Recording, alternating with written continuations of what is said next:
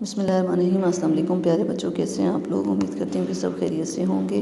آج کا ہمارا تیسرا لیکچر ہے، اس میں ہم لوگ نظم حمد کے مشقی سوالات کریں گے، یعنی سوالوں کے جوابات لکھیں کریں گے۔ آپ لوگ اپنی کاپیز کھولیں۔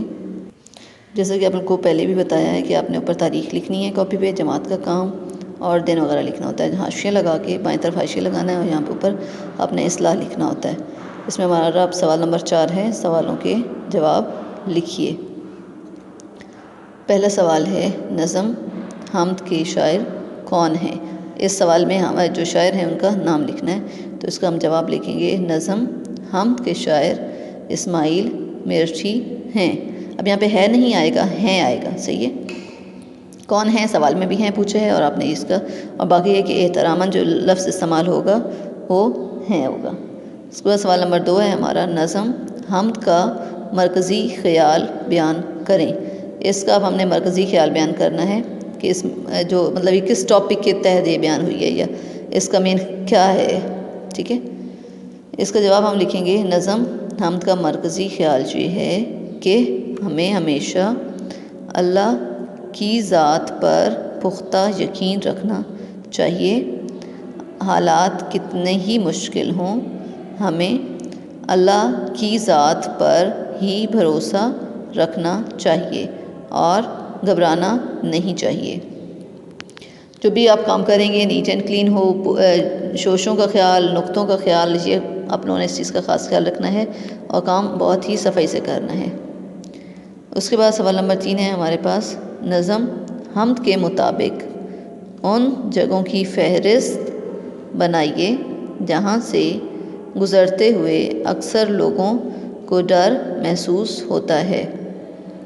اس سوال کا جواب ہم نے لکھنا ہے، تو اس کا جواب ہے فہرست درج ذیل ہے۔ اس سوال کا جواب ہم لوگ اب پورا ڈائریکٹ نہیں لکھیں گے، ہم اس میں کا آنسر لکھ رہے ہیں، فہرست درج ذیل ہے۔ اس کا میں کیا ہے، میدان، کوما لگائیں گے آپ لوگ، کھنڈر، پھر کوما، مرگھٹ، کوما، قبرستان، اس کے بعد بھی کوما، قبرستان اور بیاباں وغیرہ۔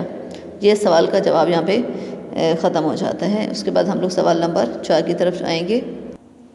سوال نمبر 4 ہے ہمارا، حمد کے دوسرے بند میں لوگوں کے کس وہم کا ذکر ہے جو اللہ تعالیٰ پر یقین کرنے والوں کو نہیں کرنا چاہیے؟ یعنی یہ پوچھا جا رہا ہے کہ لوگوں اس یعنی حمد میں جو نظم حمد لکھی گئی ہے، اس میں جو لوگ وہم کرتے ہیں وہ کون سا وہم ہے، ٹھیک ہے۔ یعنی وہ وہم بیان کرنا ہے جو اللہ تعالیٰ پر یقین رکھنے والوں کو نہیں کرنا چاہیے۔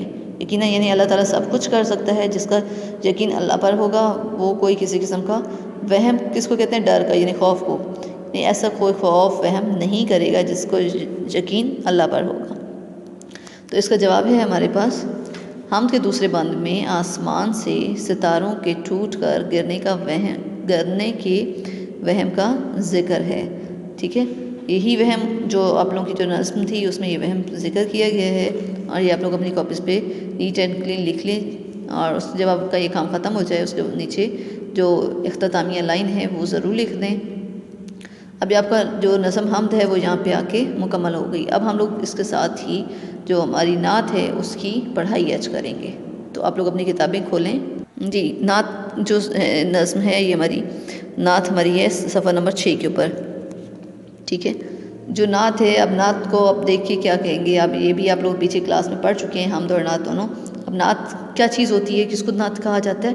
ایسی نظم جس میں کیا ہے، نبی کریم صلی اللہ علیہ وآلہ وسلم کی تعریف بیان کی جائے، اس کو نعت کہا جاتا ہے۔ پیچھے آپ لوگوں نے پڑھا کہ حمد کیا ہوتی ہے، اللہ تعالیٰ کی تعریف، اور نعت ہوتی ہے جس میں نبی کریم صلی اللہ علیہ وسلم کی تعریف بیان کی جائے۔ اس میں آج ہم لوگ اس سبق کی، اس نعت کی ریڈنگ کریں گے۔ اللہ اللہ شان نبی صلی اللہ علیہ وآلہ وسلم، حق کے ہیں محبوب وہی صلی اللہ علیہ وآلہ وسلم، سارے عالم کی زینت ہیں وہ رحمت ہی رحمت، ان صلی اللہ علیہ وآلہ وسلم پر نعمت ختم ہوئی، ان صلی اللہ علیہ وآلہ وسلم پہ نبوت ختم ہوئی۔ اب یہاں پہ بھی آپ صلی اللہ علیہ وآلہ وسلم دیکھ رہے ہیں، وہاں پہ نبی کریم صلی اللہ علیہ وسلم کا ذکر ہے، ٹھیک ہے۔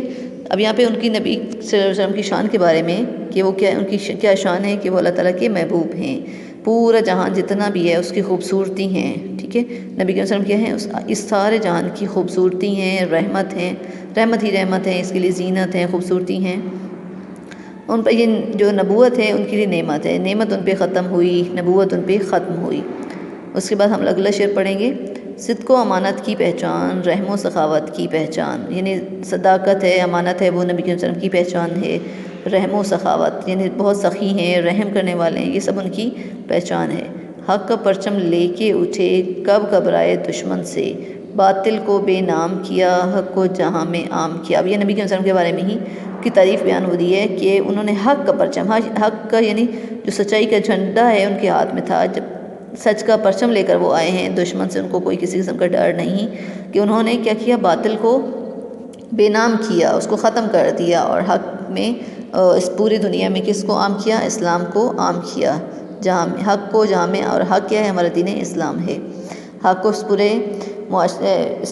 عالم میں عام کیا اور باطل کو ختم کیا۔ ان کے ہی آنے سے جتنے بھی معاشرتی برائیاں تھیں اور جتنے بھی جہالت تھی وہ سب ختم ہوئی نبی کے وسلم کی بدولت۔ دنیا میں پھیلا اسلام، ہر دل میں اترا اسلام، اپنے بیگانے تھے ایک، سیدھے اچھے نیک سچے، سچے نیک۔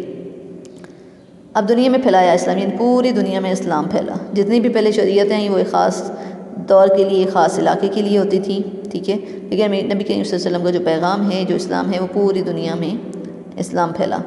اپنے بیگانے تھے ایک، سیدھے اچھے سچے نیک، یعنی کہ اپنے تھے یا کوئی پرائے تھے، بیگانے یعنی غیر، جو رشتہ دار نہ ہوں، آپ کے دور کے ہوں، جن کو آپ نہ جانتے ہو، ٹھیک ہے، ان کو بیگانے کہا جاتا ہے، اجنبی لوگ۔ تو بیگانے یعنی سب لوگ ایک ہو گئے ان کے آنے کی وجہ سے۔ اچھے سچے نیک، سب لوگ اچھے بھی ہو گئے، سچے اور نیک ہو گئے۔ علم جہاں میں پھیلایا، علم جہاں میں پھیلایا، لوگوں کو یہ سمجھایا، علم و عمل وہ دولت ہے جس سے عزت و عظمت ہے، سمجھائی ہر اچھی بات، من بھاتی اور سچی بات، پیارے نبی صلی اللہ علیہ وآلہ وسلم کا پیارا نام ہے یہ سلیم، حق کا انعام۔ اب یہاں پہ کیا ہے، نبی کے وسلم کی ہی ساری اس نظم میں آپ لوگ دیکھیں تو تعریف بیان ہو رہی ہے کہ پوری دنیا میں، پورے عالم میں انہوں نے کیا کیا، لوگوں میں اسلام کو پھیلایا، علم سکھایا، لوگوں کو عمل کی دعوت دی، وہ سب چیزیں، یعنی یہ سب علم و عمل جو ہے وہ دولت ہے جو انہوں نے کیا ہے، جس سے عزت و عظمت، یعنی جس علم انسان کے پاس ہو، عمل ہو، اس میں اس شخص کی کیا ہوتی ہے، اس کی عزت بھی ہوتی ہے، اس کو عظمت، اس کو بڑائی، اس کو اونچائی بھی ملتی ہے، صحیح ہے، اور سمجھائی ہر اچھی بات، ہر اچھی بات سمجھائی، بری باتوں سے دور رہنے کا بھی کہا، یعنی سارا اسلام کا جو پیغام ہے وہ لوگوں تک عام کیا۔ پیارے نبی کا پیارا نام ہے یہ سلیم، حق کا انعام، یعنی پیارے نبی ہیں جو ہیں ان کا نام بھی پیارا ہے، محمد، ٹھیک ہے، اور ہے یہ سلیم، حق کا پیغام، یعنی حق کا ہی جو نبی صلی اللہ علیہ وسلم کا نام ہے وہ پیارا بھی ہے اور حق کا انعام بھی ہے، کہ جو سچ پر لے کر آئے سچائی، وہ ان کا انعام ہے۔ اور یہ جو اس کا رائٹر ہے، جو اس کا مصنف، مطلب اس کا جو شاعر جس نے یہ نظم لکھی ہے، جو نعت لکھی ہے، اس میں کیا ہے، سلیم فاروقی اس کا نام ہے، اور یہ نعت نبی ایسی، یعنی ایسی نظم جس میں نبی کریم صلی اللہ علیہ وسلم کی تعریف بیان کی جائے وہ نعت کہلاتی ہے۔ آپ لوگوں نے اس کی ریڈنگ کرنی ہے، پڑھائی کرنی ہے، اور جو بھی مشکل الفاظ ہوں گے اس کو آپ نے انڈر لائن کرنا ہے، صحیح ہے۔ ہمارا یہ جو لیکچر ہے یہاں پہ ختم ہوتا ہے۔ آپ لوگوں کے لیے اپنا خیال رکھیے گا، اللہ حافظ۔